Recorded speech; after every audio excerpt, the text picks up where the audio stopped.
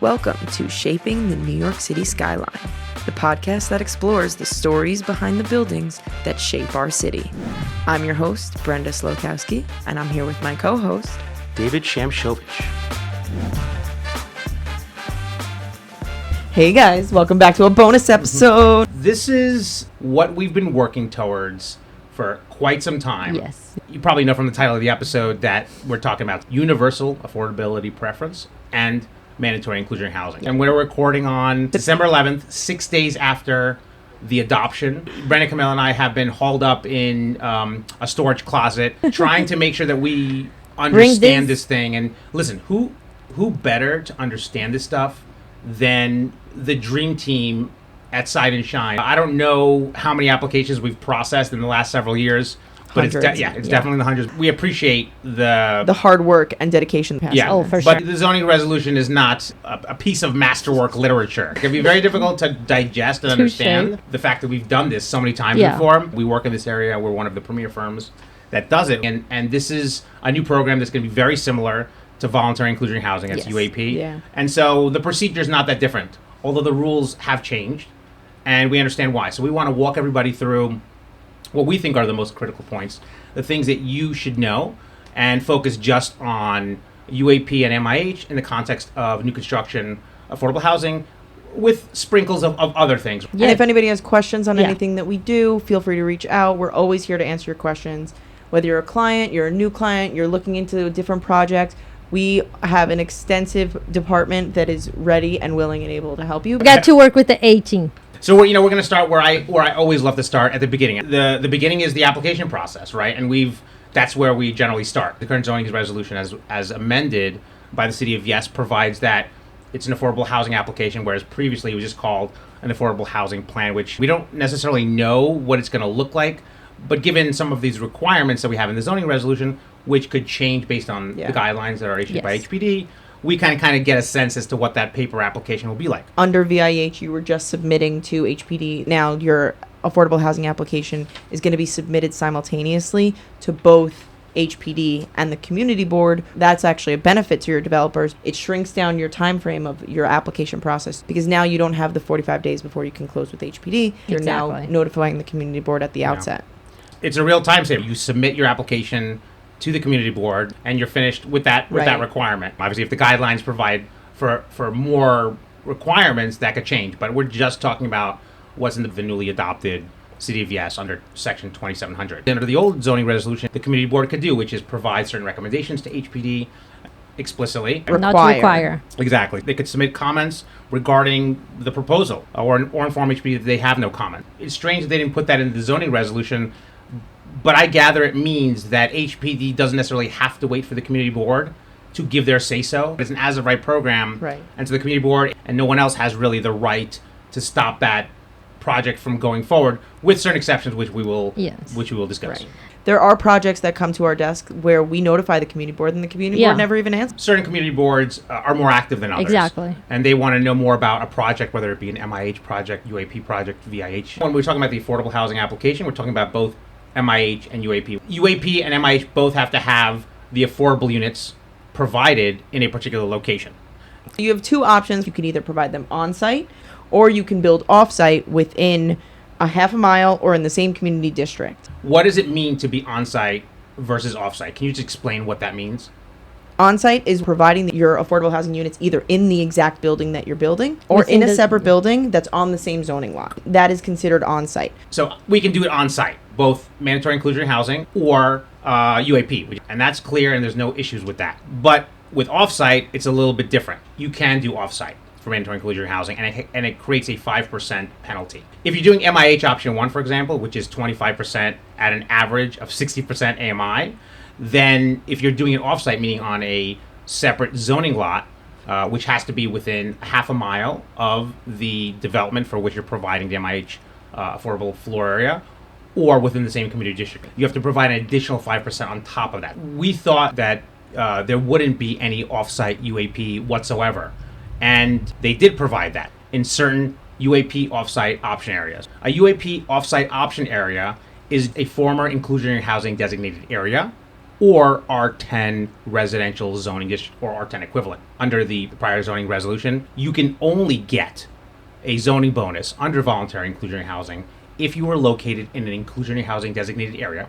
And if so, you get a zoning bonus of 1.25 for each square foot of affordable floor area that you build. So in an R10 or R10 equivalent zoning district that is outside of an inclusionary housing designated area, you get a 3.5 zoning bonus ratio. And there was a lot of controversy about this because, and you all know this very well, at least before this rule passed, that precluded a VIH site or providing more affordable floor area than permitted on site if you're getting also a tax exemption. That used to generate a lot of extra, produced in the form of certificates that could then be transferred to other VIH sites to get a zoning bonus without those sites having to actually build the affordable housing. A lot of those are still outstanding. You have not-for-profits who do preservation of affordable housing where they're fixing up their buildings in order to get a zoning bonus. They're generating a certificate, which they can then sell and then pay down their loan. So there was an uproar because they were going to get rid of, or at least it was going to be a 10-year sunset period for those certificates. They were also not giving a zoning bonus for those certificates. It would all be UAP, it would all be one-on-one. That's all changed. There is no sunset. Those will stay in place with the zoning bonus ratio.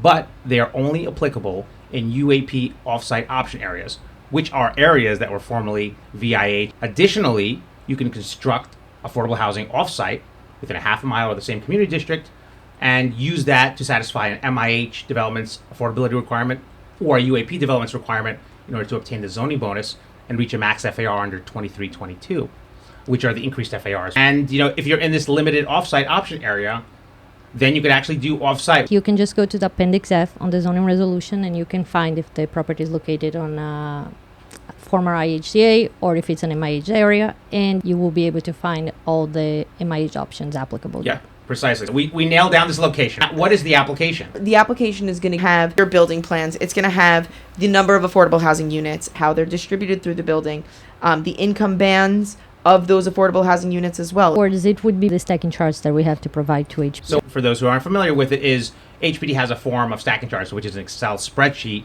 that you fill in to demonstrate that you're complying with all the requirements, namely that the affordable housing units are distributed throughout the building as required under that program. It also is going to show the unit mix and the AMIs that are proposed for those units.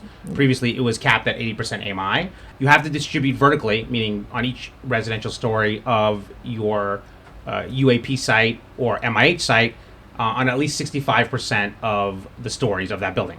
So at least 65% of the stories have to have an affordable housing unit on it. And that makes sense, right? Because they want to make sure that they're not all placed on one floor. The requirements that David is talking about applies both to MIH and UAP. That's correct. They apply to both programs, and they used to apply to VIH, but there are differences. So the 65% requirement remains in place with certain exceptions, which I'll get to. Camila, why don't you tell us about the horizontal distribution? Before, the horizontal distribution only applied to the VIH program, and that the rule was that at no more than 1/3 could be affordable in each floor, and now they changed to be 2/3. They changed to 2/3, which they increased the amount of affordable units that can be on any given floor. Under VIH, you couldn't have more than 1/3 of any units on a floor be affordable. On any given story, they don't want too many affordable units because it's essentially you're segregating those units, and that's against the general policy and purpose of the statute. And it's important to notice that before, we didn't have that requirement for MIH. When MIH first came out, I noticed that there wasn't anything under MIH that required you to limit it to 1/3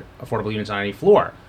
And I was like, that sounds weird. I approached HPD and they agreed with me, but I was like, I can't believe that this is information that nobody probably knows because you can very easily miss it. If in the event that you don't have enough units in order to meet your 65%, you distribute them as much as you can, like 1 unit per floor. Also, if you have a building that's split between home ownership and rental, and all of your rental units are affordable, then the distribution rules don't apply. And similarly, if you have a condo building where some of your units are home ownership and the others are mixed income rental, not all of them are affordable, some are market rates affordable, the distribution rules only apply within that rental portion. Yeah, and that's a huge game changer. So previously, you were accepted from the vertical distribution requirement if all of your affordable units were rental and you had home ownership, meaning condos. And this way, you didn't have to place affordable units for VIH purposes on floors where you had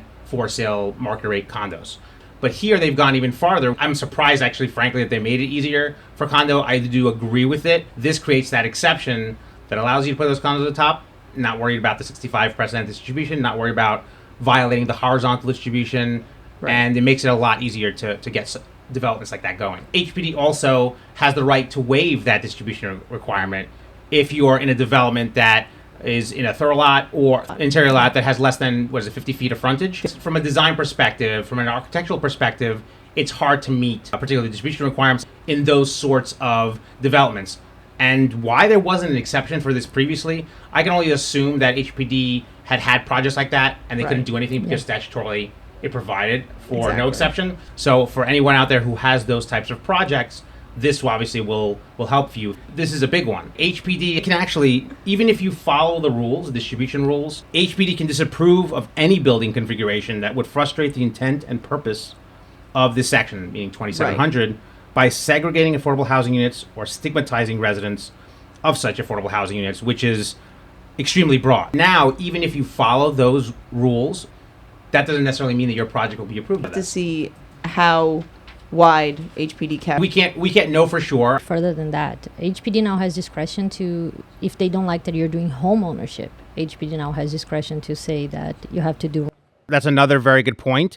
And not just home ownership, if you're doing other types of affordable housing, they can force you and say, we can do rental, which we've not seen previously. I was surprised that that's something that made it in there, but I can only imagine that they wanted to give that kind of discretion to HPD because of the purposes of the City of Yes, which is if they're getting so many projects that are not making that dent in rental, because rental is really what they need, then they want to be able to force someone to do it. I'm not saying it's right or wrong. I'm just saying I can understand based on the problem that they're trying to address. So HPD has more powers and more authority than they had previously under VIH. Like VIH was as of right, and there was very little that anyone can do to prevent it as long as you're following the requirements. There were certain requirements that could be onerous depending on if you have a lot of issues with other properties, and we're not going to get into that, but it's part of the application process. Could be a part of the application process here, but we don't know. That's going to be guidelines based. But now they have a lot more power, and I think it has to do with the whole purpose that was driving the City of Yes in the first place. So we went through the location where the affordable housing units have to be located. We went through where they have to be, how they have to be distributed. Now we also have another requirement, which is the bedroom mix requirement, which really hasn't changed much. No.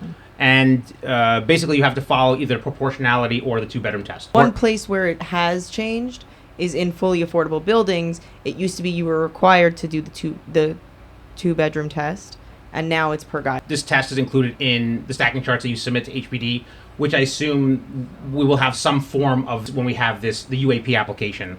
Right. We have an MIH application stacking charts. I assume those are going to stay the same because those requirements haven't really changed. The proportionality or two-bedroom unit mix of affordable housing units, meaning the UAP units or the MIH affordable units, that unit mix has to be proportional to those units that are not affordable under those programs. Yeah. Under the two-bedroom test, you need to provide at least 50% of your affordable units as two bedrooms or larger, and at least 75% of your affordable units need to be one bedrooms or larger. Yep. So that effectively turns out to around 25% of your affordable units are studios, 25% of your affordable units are one bedrooms, and 50% are two bedrooms. Like Brenda said, if it's a fully affordable building, it used to be that you had to comply with the two-bedroom test, right? You couldn't comply with proportionality because you didn't have any non-affordable units to compare it to. Now it's guideline based, GB. We should make that an acronym for this episode. It's GB, guys. The other thing that's changed in connection with fully affordable buildings is that that's the only regulatory agreement you're signing. Previously,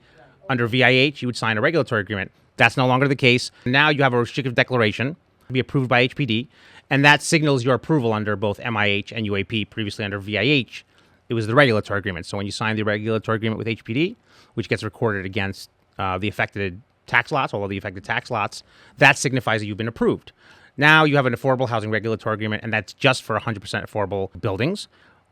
You have a restrictive declaration for UAP and for MIH. Now you have affordable housing regulatory agreements. It's a two-party agreement that you're entering into with the city. Restricted declaration does need to be approved by HPD, but HPD is not a party. They still have to approve it, obviously. You can't file it by yourself. I guess you could, but I'm not sure if anybody would recognize it. You're not getting a permit notice if you're not being approved by HPD. This application process, once you've gone through this entire iteration, at the end of the day, you close with HPD, and to close with HPD, they either approve a restrictive deck, and that's how UAP is going to work.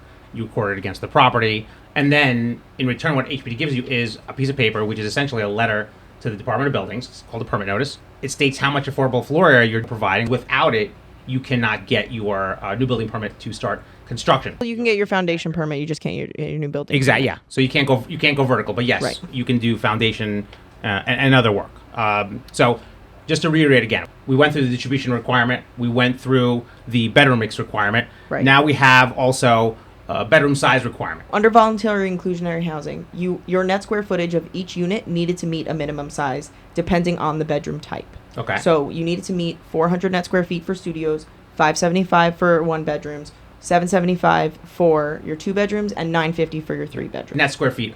What is that? That is the measurement within perimeter walls. Yes, it's it's basically carpet area. your carpet area. Living space. They want to make sure that it's actual 400 square feet usable. Under UAP, you had the option to comply where the average size of all of your affordable units of a particular bedroom type needed to be greater than or equal to the average size of the market rate units or the non-affordable units of that same bedroom type. You can either meet that average requirement, or you can meet an average that is equal to or greater than the minimum provided under the statute. They got rid of the minimums completely. Then they created the average test, and now they reintroduce the minimums, but only pursuant to an average test. So your affordable units of a particular bedroom type have to be the average of either A or B, A being the average of market rate for the same bedroom type, or B, the minimum required size under the statute. And it applies to UAP as well. So both, whether you're under UAP or MIH, you have the option to comply with either one.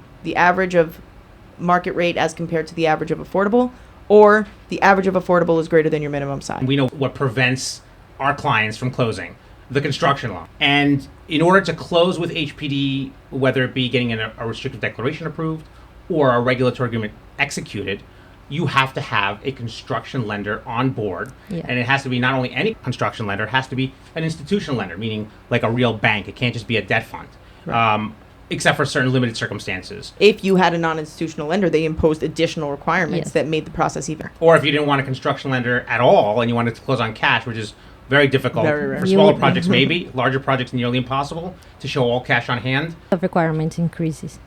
They've completely gotten rid of any reference to a lender or to get a subordination non-disturbance agreement. There's no reference to debt at all encumbering the affordable units. Perhaps they change this in the guidelines. Perhaps they give some more It information. might be GB, guys. It might be GB. But the main thing is that this is what the City of Yes is about, right? It's trying to streamline the process. It's trying to make things faster. Obviously, somebody's been paying attention. This is one of the pain points that prevents us from closing. This could shave off half a year, 3 months, depending on a project, to get a construction loan and to get a term sheet brought to HPD, and then to coordinate the closing and make sure that you're doing it, getting an SNDA. Not only that, but when you finish constructing the building or when you're close to it and you then want to refi, You need another there's SNDA. Yeah. Exactly. So every time you get a new mortgage on the property, if it's mezz debt, you won't need an SNDA. Right. And apparently under UAP and I guess MIH, you won't need an SNDA and you won't need a construction lender to close, at least according to the language of the new statute. It That's might the be case. GB, It guys. might- Another way they streamlined the process is by removing the requirement for a not-for-profit administering agent. The VIH program requires you to retain a not-for-profit entity that will conduct the marketing and leasing for your affordable units. HPD has done away with that requirement. Every reference to an administering agent in 2700 has been removed, and any requirements that the administering agent was required to do has now fallen to the owner. Yep. So now the owner has to submit affidavits Yeah. to HPD that the initial occupancy of an affordable unit was in accordance with the income bands Right. and the restricted declaration and any other items that an administering agent, which had to be not-for-profits, to market and lease up the affordable units, to run the lottery process, to review for income eligibility, and to submit approved applicants for further approval by HPD before those units could be leased. So this is another game changer, right? There's a lot of time that has to go in. You have to retain someone. You have to find someone. It reduces the amendments where you want to Yes. switch because the application is attached to your regulatory agreement under VIH as an exhibit, which lists your administering agent. If you're changing it, you need to amend your regulatory agreement. And HPD won't let the new administering agent proceed until the amendment is finalized. Meaning proceed with trying to find eligible applicants Exactly, and rent yeah. out units, which are required in order for you to complete the project and then rent out market Yeah. rate. Getting rid of this requirement doesn't mean that the admin agents will go away. People could still and will still be hiring the admin agents, but they won't have to get approval. They won't have to have them on Huge. board before you close. I think this is a great move. I was surprised not to Yeah. see it in there. That doesn't negate the fact that under 485X, you're still going to have a marketing monitor. You mentioned 485X, so I might as well throw this in here, which is an important piece, which is all these new programs, previously 421A, currently 485X, and also 467M, which is for conversions from non-residential to residential, and UAP, MIH, are designed to work together. So the majority, if not all, of the affordable units that are either MIH, UAP, previously VIH, will also be affordable units for purposes of a tax exemption. 421A, 485X require you to provide a certain percentage of the units as affordable under that program to get an exemption. VIH, in order to get a zoning bonus, generally you would have to provide an inclusionary housing designated area. You'd have to provide 20% of the residential floor area minus any non-residential ground floor floor area. So 421A is determined based on unit count. VIH was determined based on floor area. UAP doesn't have a specific requirement. MIH does. It has there you 20, go. 25%, 30%, depending if you're doing offsite. It could be 30, 35%. And that's floor area versus unit count, which is the reason, and the requirements are different. Generally, we work with our clients to try to do a full overlap. Better mixes, you can't make it work. It was intended to work that way. It was without the double dipping. This doesn't work. It was intended for that purpose. One other thing I wanted to mention, the approval process is insurance. Previously Yes. and currently still, in order to get your application approved, move on to getting your RD or restricted declaration approved or signing an affordable housing regulatory agreement, you have to have insurance, which is the replacement value of the building. They want to make Right. sure that you have enough insurance that if it burns down, you have the money to rebuild it. Previously, they had required that you rebuild the building, or if there's a lender on the property, they may permit it to be done, the constructional documents. Right. Now it's silent on that point. So I think that provides a lot more leeway. As we know, right, with Yeah. with the subordination agreements, we had a lot of pushback. I mean, we generally Yeah. tell lenders Yeah. what it is. It's a form from HPD. Yeah, and- They're barely going to accept comments. Full Well, why is comments it taking only. so long to get? Because we have to get an attorney board. How do you get an attorney? You have to request one. How long does that take? At least 30 Weeks. days. All that back and forth to get that SNDA in motion, and all the questions from the lender about how it works, which is you can't comment. The only thing that they'll move on is factual things like Right. the amount of the loan. Just going back to the insurance question, is a lot of lenders were just not happy with it. They said, well, our construction loan documents say that if it meets a certain threshold, that money should come back to us. We should be able to decide. Why should HPD decide? And that goes back to the point. It was like HPD has not put any money into it. Yes, they've approved a restrictive deck. They've signed a regulatory agreement, but they don't have an actual financial stake in it. Right. So I think this was a good. I think this was a good thing to let this go. In VIH, you had to be low income, meaning it's capped at 80% AMI. They have these general provisions in the prior zoning resolution said that the Voluntary Inclusionary Housing Program was established to promote the creation and preservation of affordable housing for residents with varied incomes in redeveloping neighborhoods. Now, it's saying that the purpose of this statute 2700 for UAP and MIH is to promote the creation and preservation of affordable housing for residents in varied incomes citywide. Why is it saying citywide? Language change doesn't affect any of the requirements, but it just clues you into the Yeah. intentions. And the intention here, what VIH is limited to what we know is inclusionary housing designated areas and R10s or R10 equivalents, which means that you can only get a zoning bonus for providing affordable housing in specific designated areas in New York City. But UAP has increased that and basically provided it to all or nearly all middle and large Continue. density districts. So in other words, it's not just promoting redeveloped neighborhoods, it's citywide. It sounds like the city council and HPD are trying to Shape shape the New York City skyline. Just to go back, it was capped at 80% AMI. UAP units actually are going to go through an average test. It's going to be an average of 60% AMI, which Yes. means that you Yeah. can have AMIs in different income bands. You can't have more than 3 income bands, and nothing can be greater than 100% AMI. UAP sites that have at least 10,000 square feet of affordable housing floor. 20% has to be limited at 40% AMI. It's 20% of 20%. So your average needs to be 60%, and requiring you to add some at 40%, and you do get to compensate with that with some at 100% or 80%, because again, you're aiming for that average of 60. You're getting free floor area to put in your tax exemption units. Previously, you had to be an inclusionary housing designated area to get a zoning bonus. Now you have so many more sites that can get a zoning bonus. How the current projects vested under VIH? If you have a signed regulatory agreement, don't worry. That's still going to be under the Voluntary Inclusionary Housing Program, sections 2390, 23154 of the prior zoning resolution before it was amended by this citywide text amendment. And there's not really much more to say about that. It's going to function just the way it did previously. Now, for pending projects that might want to opt into voluntary inclusionary housing, instead of doing a UAP project and getting a zoning bonus under there, in order to vest, there's 3 things that you have to make sure to do. 1, you've submitted in construction affordable housing application with Department of Buildings. Within a year of when the City of Yes was adopted, DOB must have approved a foundation, new building, or alteration application based on a complete zoning analysis showing zoning compliance with such new construction affordable housing. So essentially you have to show that the plans were approved.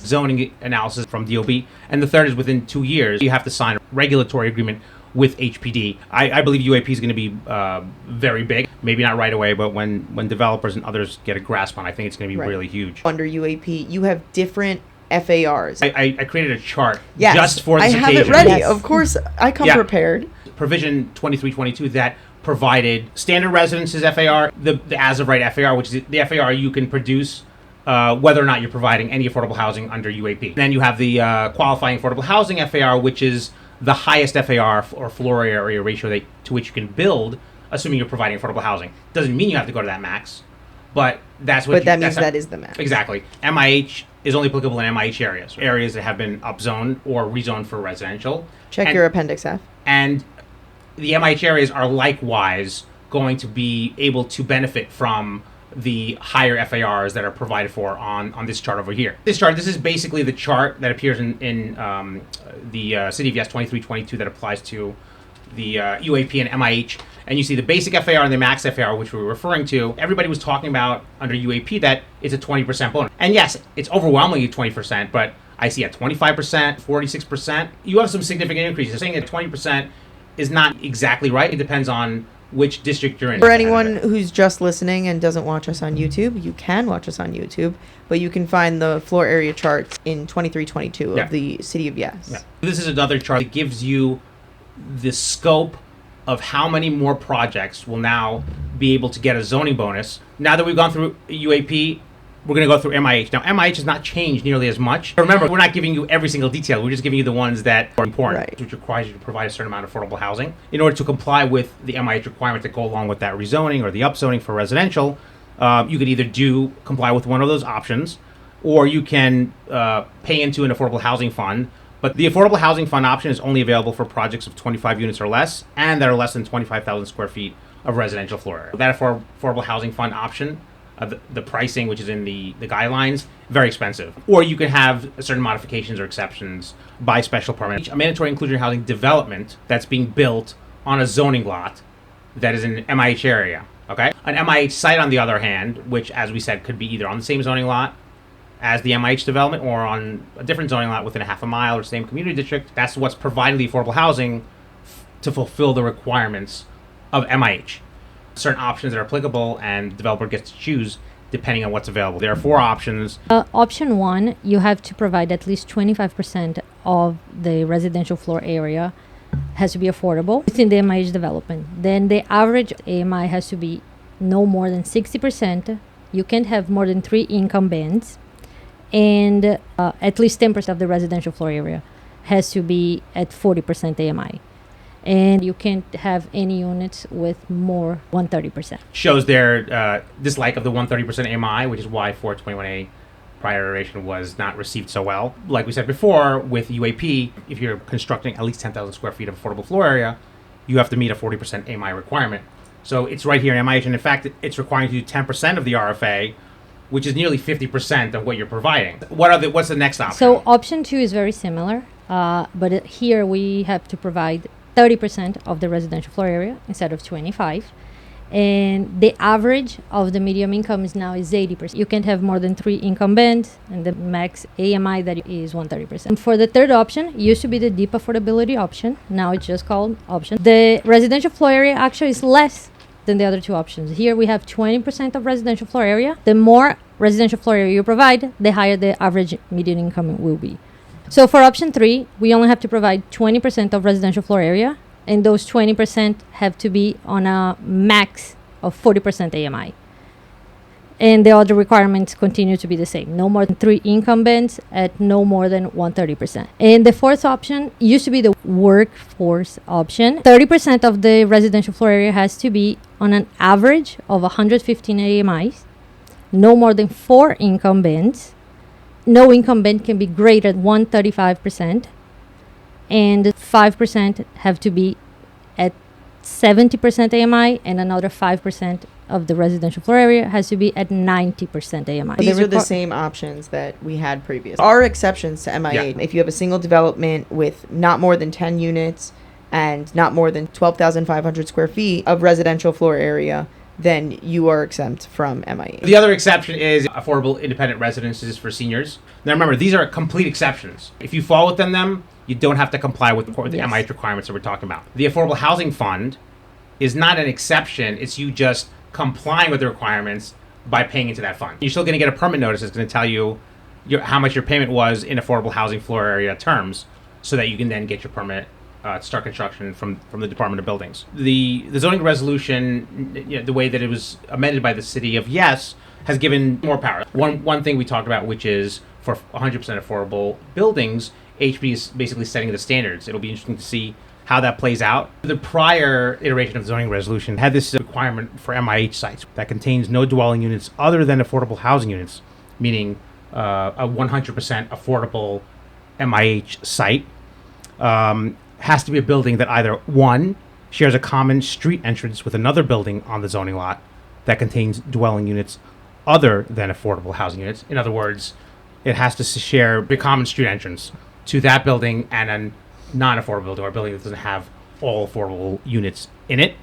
Or it has to be independent from grade at the street wall line to the sky, meaning they can't really touch or seem to be in the same building. To any other building on the zoning lot containing dwelling units other than affordable housing units, meaning either a mixed income or a market rate building. Such building shall have its primary entrance on a street frontage that has a primary entrances for other residential buildings, meaning, since you're not sharing a common entrance with the MIH development that you're providing affordable housing for, you at the very least have to have the same entrance or primary entrance on the same street as other residential buildings. Yeah.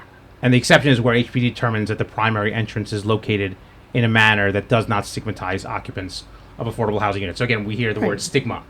And this was unique. It was unique to MIH.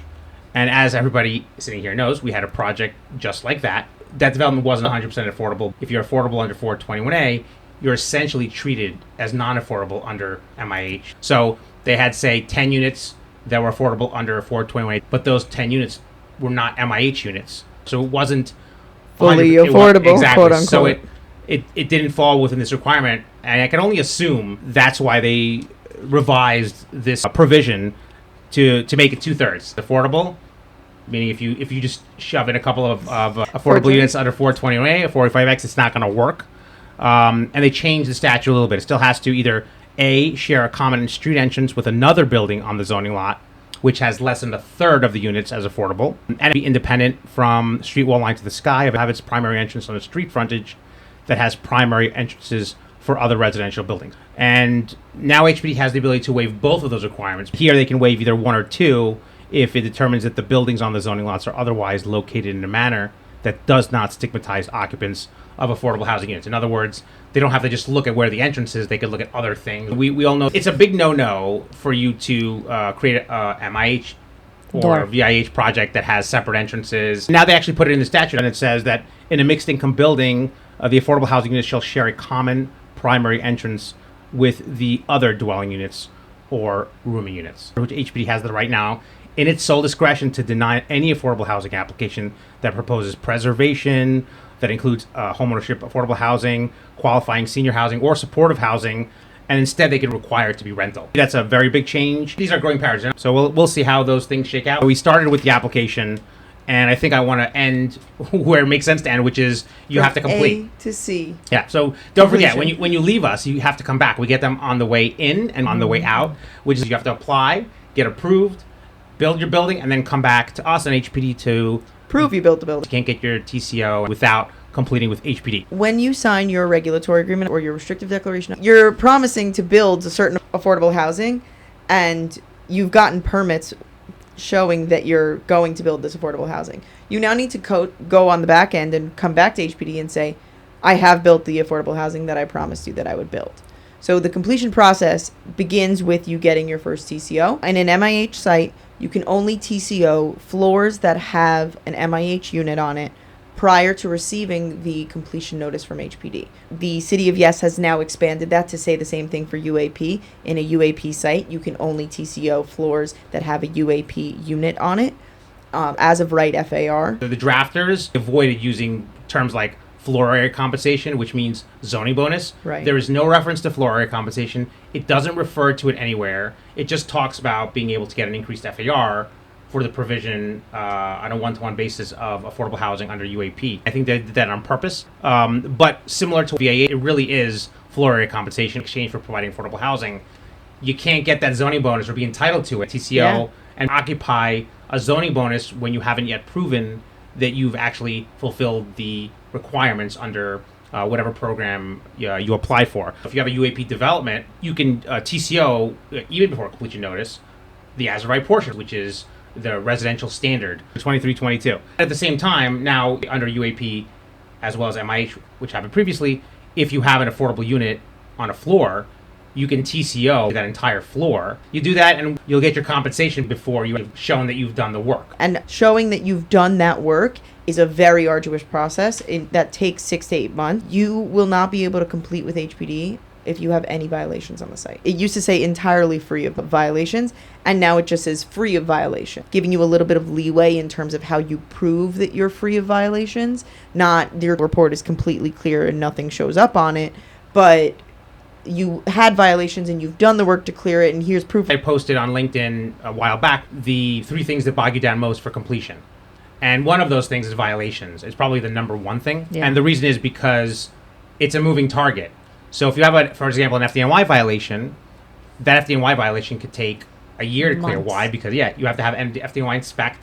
You have to pay for fees or penalties. You may have to redraw plans and have to come back to inspect. And there can be back and forth with objections. I mean, we've seen this process hurting our client. You have to pull full municipal searches to be dated within 3 weeks of completion. That's what they consider to be upon completion. Municipal searches take a while to pull. This would prevent us from completing projects. This prior zoning resolution that talked about that said you have to clear it entirely. Now, the word entirely, which was erased, they had a very minor exception that allowed you not to have all your violations cleared before you complete, but had to do with the non-hazardous violations and only in occupied affordable housing units, and only preservation affordable housing and substantial rehab. They actually took out all of that language and then said, except as may otherwise be provided in the guidelines. It's going to be GB, guys. It's going to be GB. The policy behind the City of Yes is we want to make this thing faster, easier, better. How much time have we spent circling this violations loop and not completing? So they're giving room. Beforehand, HPD was saying, what?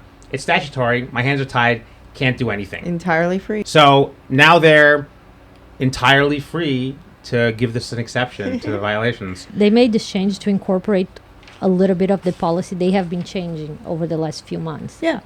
Over the last few months, they have been accepting proof of of cure or dismissal without being officially cleared out of record after a year of going back and forth. You'll get a violation. You can't clear it because there's a tenant in the unit who's made complaints. They won't let you in the unit to fix it. And then you fix all that, you get new search, and then there's another violation. And then you get into that cycle that we're talking about. I'm very interested to see how the application process proceeds.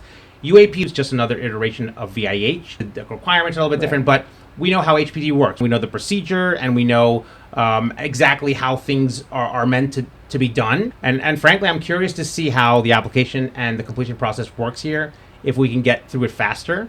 They've definitely paved the road for that. Yeah. Let's see if it happens. Oh, I'm excited to see it. me too. Brendan, Camila, and I have a significant grasp on this. Give us a call. We're happy to help with your new project, getting you a zoning bonus or, fulfilling your MIH requirements. So thank you all for listening, and please subscribe and comment. We love to hear from you guys, and we appreciate it. Thanks. Yeah. Thank you. Well, everyone, that's our show. Thanks so much for listening. And of course, don't forget to subscribe. Also, don't forget to leave comments, because we love to hear from our audience, right, Brenda? Yeah, feel free to reach out at info@seidenschein.com or visit our website at seidenschein.com.